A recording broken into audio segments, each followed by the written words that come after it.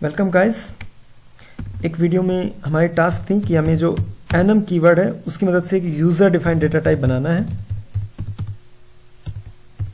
और उस data type के जरिए हमें एक प्रोग्राम लिखना है जिसमें हम ये चेक कर सकें कि जो एंटर्ड वैल्यू है या मैं कहूँ जो वैल्यू यूजर ने एंटर कराई है वो इवन है या ओड है। ठीक है, इज इवन और ओड। ठीक है, तो मैं इन सबको कमेंट करता हूं और प्रोग्राम लिखना शुरू करते हैं। ठीक है, मैं कमेंट कर देता हूं। सबसे पहले मैं क्या करता हूं, एक एनम कीवर्ड लिखता हूं। ठीक है, और मैं एक डेटा टाइप का नाम लिख देता हूं जिसको बुलियन के नाम से हम जानेंगे और इसके अंदर जो पॉसिबल वैल्यू है मैं वो ट्रू और फॉल्स ले लेता हूं। ठीक है, ओके, अभी फिलहाल अपन ट्रू और फॉल्स ही लेके चल रहे हैं, उसके बाद देखते हैं क्या होता है। ठीक है, देखिए अब मैं जो अपना प्रोग्राम है उसकी हेडर फाइल्स लिख रहा हूं। Hash include std input output in .h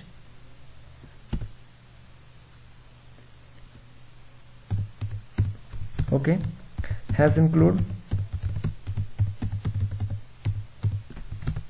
इंटीमेन जो कि अपना मेन फंक्शन है मैं वो लिख देता हूं। ओके, देखिए अब मैं एक वेरिएबल क्रिएट करता हूं जिसका नाम है x। ठीक है, क्योंकि मैं यूजर से जो वैल्यू एंटर कराऊंगा ना वो x में रखूंगा। मैं आपको कितने वेरिएबल चाहिए ये जब आप लोग प्रैक्टिस करोगे ना तो आप लोगों को क्लियर हो जाएगा प्रोग्राम बनाने से पहले ही कि इस प्रोग्राम में कितने वेरिएबल लगेंगे। तो मैं यूजर को एक मैसेज देता हूं, please enter a value. Clear है? ओके, अब यूजर वैल्यू एंटर कराएगा तो मैं स्कैनअप जो फंक्शन है उसके जरिए वैल्यू स्कैन करूंगा, %d फॉर्मेट स्पेसिफायर लगाऊंगा और उस वैल्यू को एड्रेस ऑफ x पे रख लूंगा। क्लियर है? देखिए अब मेरे पास जो वैल्यू यूजर ने एंटर कराई है वो x में आ गई है, तो मैं एक फंक्शन को कॉल करूंगा और उस फंक्शन को मैं नाम दूंगा इज इवन। ठीक है, आप चाहें तो इसको कंटिन्यू ऐसे भी लिख सकते हैं, लेकिन मैं थोड़ा अच्छा दिखे इसलिए इसको मैं कैमल केस में लिखूंगा जो कि जावा में चलता है। फंक्शन मैं बनाता हूं इज इवन जो कि चेक करके देगा। ठीक है, वो क्या करके देगा वो हम फंक्शन की बॉडी लिखेंगे तब क्लियर होगा, और मैं उसमें पास कराऊंगा x। ठीक है, ओके, यानी कि मैंने यहां पे फंक्शन को कॉल किया है। मैं लिख देता हूं फंक्शन कॉल। अब मैंने फंक्शन को कॉल किया है, ठीक है, तो मैं इसकी बॉडी लिखता हूं। फंक्शन का नाम है इज इवन। ठीक है, उसमें मैंने पास किया है एक वेरिएबल जिसका नाम है x। ठीक है, और x का डेटा टाइप क्या है, इंट। तो इंटीजर एक वैल्यू थ्रो होगी वहां से और उसको रिसीव करने के एक वेरिएबल चाहिएगा जिसका डेटा टाइप इंट होना चाहिए। तो मैं एक इंटीजर टाइप का डेटा टाइप बनाता हूं जिसका नाम है y। देखिए अब कोई वैल्यू इवन है या ओड यानी कि सम है या विषम, ये चेक करने के लिए हमारे पास एक लॉजिक है।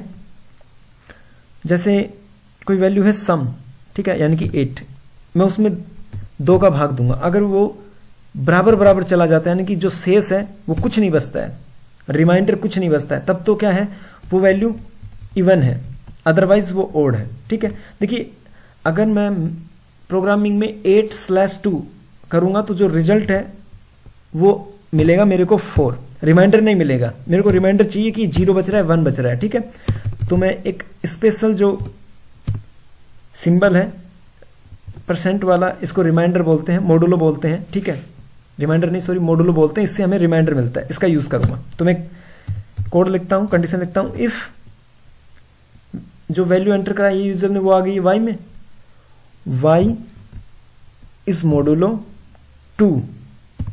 ठीक है, और वैल्यू बचती है 0, यानी कि अगर y में 2 का मैं भाग दूं, रेस्ट में कुछ नहीं बचता है, मॉडुलो बचता है, मॉडुलो करने के बाद 0 वैल्यू बचती है, यानी कि रेस्ट में कुछ नहीं बच रहा है, 2 का भाग पूरा पूरा चला जा रहा है। देन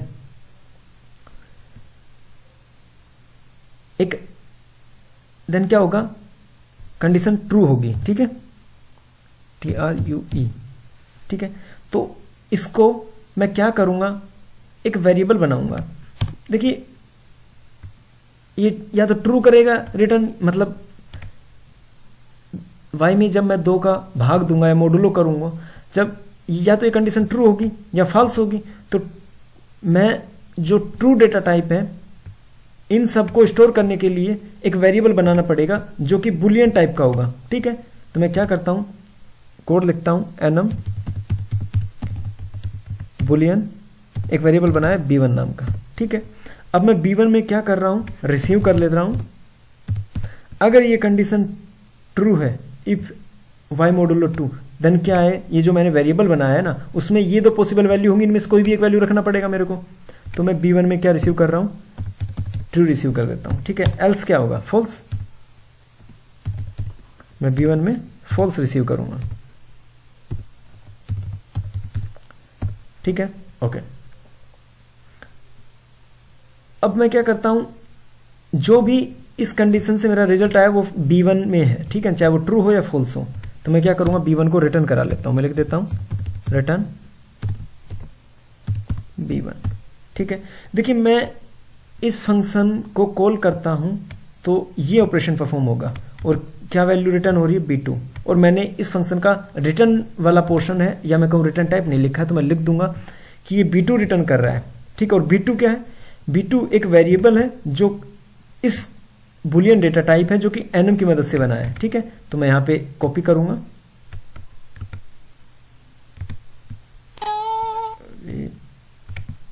इसको मैं कॉपी कर दूंगा यहां से, और जो रिटर्न टाइप में सेम लिख दूंगा। आप कॉपी करें या पेस्ट करें, कुछ भी कर सकते हैं,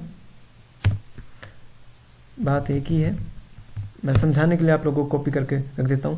देखिए ये तो मैंने इसका रिटर्न टाइप लिख दिया है, फंक्शन को मैंने कॉल किया, और ये है फंक्शन की बॉडी, मैं लिख देता हूं, यानी कि फंक्शन का declaration type, sorry definition portion, ठीक है।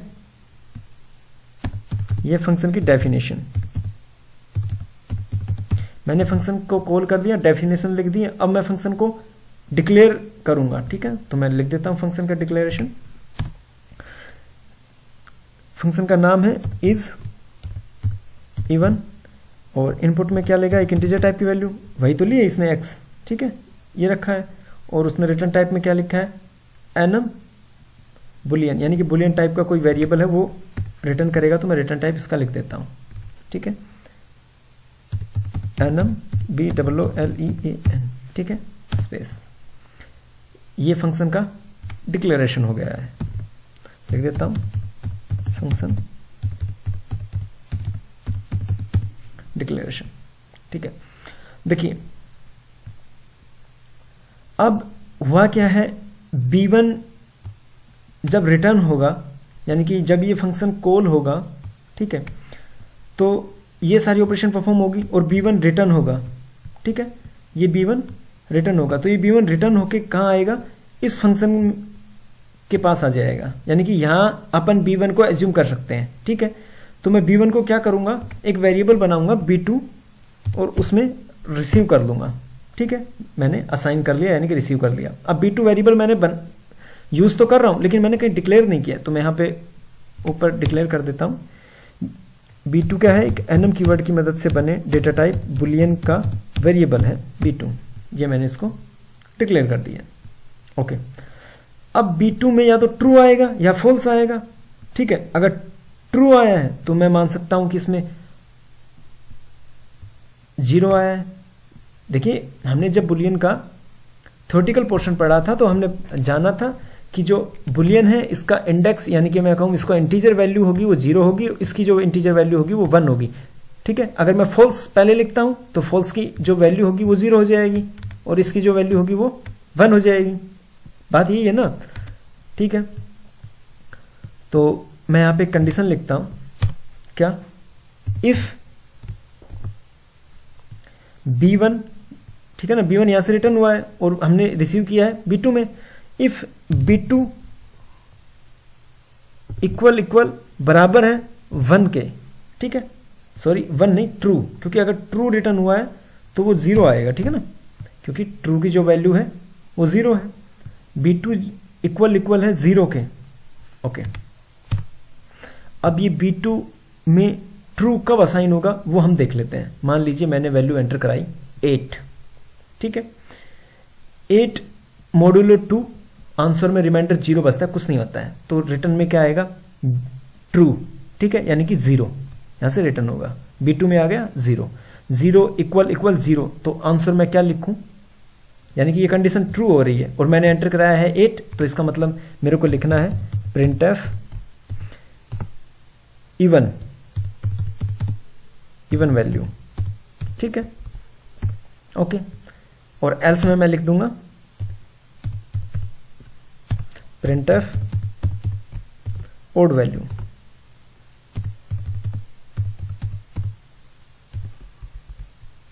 प्रोग्राम खत्म।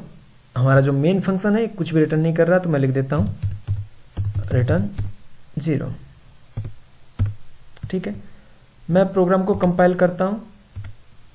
ओके, देखिए अब हम लोगों के सामने जो दिक्कत आ रही है, जो एरर आ रही है, वो ये आ रही है कि नियम क्या कहता है, जो बुलियन जो डेटा टाइप आपने बनाया है, देखिए, ठीक है, सबसे पहले जानते हैं बुलियन क्या है, ठीक है। बुलियन जो है वो सी की लाइब्रेरी में लिखा हुआ एक डेटा टाइप है जो पहले से प्री डिफाइंड है, ठीक है, और उसकी जो पॉसिबल वैल्यू है वो 2 होंगी, या तो ट्रू या फॉल्स। जो नॉन जीरो वैल्यू होगी, कोई भी नॉन जीरो वैल्यू हो, वो होगी ट्रू, और बाकी जो जीरो वैल्यू है वो होगी फॉल्स। मैं लिख देता हूं, एक मिनट,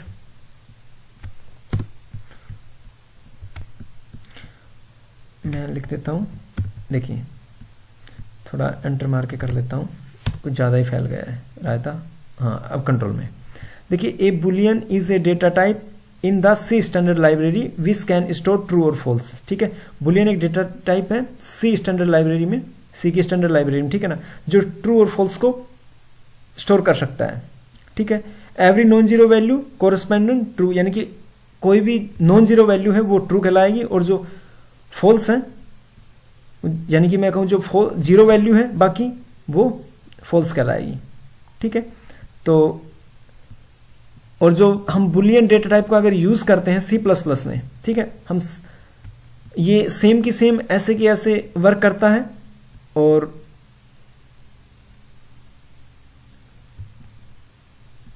अगर हमें बुलियन जो डेटा टाइप है उसको यूज करना है तो हमें एक हेडर फाइल्स यूज करनी पड़ेगी जो होगी हैज इंक्लूड stdbOOL, ठीक है ना, stdbOOL.h, ये हेडर फाइल्स हमें यूज करनी पड़ेगी, ठीक है। तो मैं इसको कंपाइल कर देता हूं। मैंने आप लोगों को इसलिए बताया है कि ये एरर क्यों आ रही है, ठीक है ना। मैं इसको कमेंट कर देता हूं, ठीक है। देखिए नियम क्या कहता है, जब हमने एनुमरेटर के बारे में जाना था कि आप एनम की मदद से जो भी डेटा टाइप बनाओगे, ठीक है ना, उसमें यूज होने वाले जो डेटा टाइप होंगे वो कुछ कीवर्ड्स आप यूज नहीं कर सकते हैं, ठीक है ना। आप अपने डेटा टाइप लिख सकते हैं लेकिन कीवर्ड्स यूज नहीं कर सकते। ट्रू और फॉल्स जो हैं ये कीवर्ड्स हैं, ठीक है। सी प्रोग्रामिंग जो लैंग्वेज है इसकी लाइब्रेरी में जो कीवर्ड्स हैं, आप इनको यूज नहीं कर सकते हैं यहाँ पे। तो मैं ट्रू का नाम चेंज करता हूं, TRR कर देता हूं, और फॉल्स को FAA कर देता हूं, ठीक है। अब क्या हुआ, सी प्रोग्रामिंग लैंग्वेज की जो लाइब्रेरी है, मैं कहूँ उसकी जो सी प्रोग्रामिंग लैंग्वेज है उसमें जो ये 2 वर्ड अब मैंने बना दिए हैं स्पेलिंग मिस्टेक करके, इनके ये जो कीवर्ड्स में मैच नहीं करते हैं, तो अब हमारा प्रोग्राम एरर नहीं देगा। देखिए अब जब मैंने यहाँ पे इनको नाम चेंज किया है तो मैं यहाँ पे भी कर देता हूँ कि बी में TRR और फॉल्स में FAA, ठीक है। ओके, मैं अब फिर से कंपाइल करता हूँ एक बार। अब को देखिए कोई एरर नहीं है, ठीक है, और मैं रन कर देता हूँ। ओके, सबसे पहले मैं एक वैल्यू एंटर कराता हूँ 8, आंसर आना चाहिए इवन, ठीक है, इवन वैल्यू। ओके, एक बार फिर से रन करते हैं। मैं इस बार मैं एंटर कराता हूं 11, आंसर आना चाहिए ऑड वैल्यू, ठीक है। थोड़ा बहुत आइडिया लगा होगा कि ये जो एन्यूमरेटर की मदद से हम जो डेटा टाइप बनाते हैं उसमें जो पॉसिबल वैल्यूज होंगी, जैसे मैंने TRRUE FAALS बनाई है, ये अपनी डेटा टाइप की होंगी, ठीक है, यानी कि हम खुद लिखेंगे इन वैल्यूज को। क्लियर है?